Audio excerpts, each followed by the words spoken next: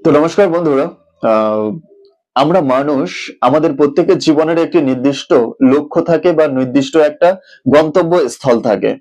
তো আমরা দেখেছি আমাদের এই সমাজে কিছু কিছু মানুষ নিজের থেকে বেশি অন্যকে নিয়ে চিন্তা করে, নিজের থেকে বেশি অন্যকে নিয়ে ভাবে। আর যাকে নিয়ে ভাবে, সত্যি কথা বলতে এই পৃথিবীতে সেই সব থেকে বেশি গুরুত্বপূর্ণ মানুষ এবং সব থেকে বেশি লাকি মানুষ। কারণ তাকে নিয়ে সে যত না চিন্তা করে, তার থেকে অনেক বেশি চিন্তা করে তার সামনের মানুষটা, বা যে তাকে নিয়ে পর্যালোচনা করছে বা যে তাকে নিয়ে আলোচনা করছে, সেই মানুষটাই কিন্তু সব থেকে বেশি তাকে নিয়ে আলোচনা করে। তো যে মানুষগুলো সবসময় সামনের মানুষকে নিয়ে আলোচনা করে, সেই মানুষটার জন্য শুধু একটাই কথা বলবো: আমাদের জীবন কেমন হবে, আমাদের জীবনের লক্ষ্য কেমন হবে, সেটা শুধুমাত্র নির্ভর করে আমার নিজের হাতে। তো বন্ধুরা, এই প্রসঙ্গে সামান্য একটি বা খুব ছোট্ট একটি গল্প আমি আপনাদের বলতে চাই। যদি সময় থাকে তাহলে অবশ্যই শুনে যাবেন। তো একটা মুরগি ফার্মের মালিক এক সময় রাস্তায় চলতে চলতে হঠাৎ করে একটি বাজ পাখির ডিম পায়। আর সে সেই বাজ পাখির ডিমটাকে তার মুরগির ডিমের সঙ্গে রেখে দেয়। যখনই সে মুরগির ডিমের সঙ্গে বাজ পাখির ডিমটা রেখে দেয়, তখন মুরগির বাচ্চার সাথে সাথে বাজ পাখির ডিমটি ফুটেও বাজ পাখির একটা বাচ্চা জন্ম নেয়। বাজ পাখির একটা বাচ্চা জন্ম নেয়।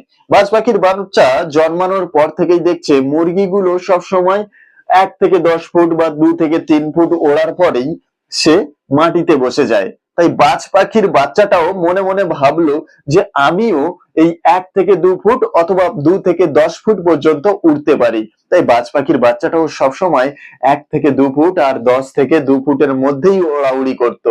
কিন্তু ওই বাজ পাখির বাচ্চাটা জানতো না সে আকাশের সর্বোচ্চ উপরে গিয়ে উঠতে পারে। কারণ সে তার বন্ধুদের সঙ্গে মিলেমিশে এমন হয়ে গেছে, তার অভ্যাস, তার আদত এমন হয়ে গেছে, তার চাল চলন এমন হয়ে গেছে, সে বাজ পাখি হয়েও মুরগির মতন চাল চলন বা মুরগির মতন জীবন যাপন করতে শুরু করেছিল। আর সাথে সাথে নিজের ধর্মটা ভুলে গেছিল, যে সে আকাশের সবার উপরে সবার শ্রেষ্ঠ হয়ে উঠতে পারে, সেটা সে ভুলে গেছিল। কারণ কি? কারণ তার নিত্য জীবনের সঙ্গী ছিল কারা? মুরগি। আর সেই মুরগি 2 থেকে 3 ফুটের বেশি উঠতে পারতো না। তাই বাজ পাখিও নিজের অভ্যাসটাকে এমন করে নিয়েছিল। তাই বন্ধুরা, আমরা কার সাথে মিশছি, কার সাথে চলছি, কার সাথে জীবন যাপন করছি, আমাদের জীবনও ঠিক তার মতনই হতে শুরু করে ধীরে ধীরে।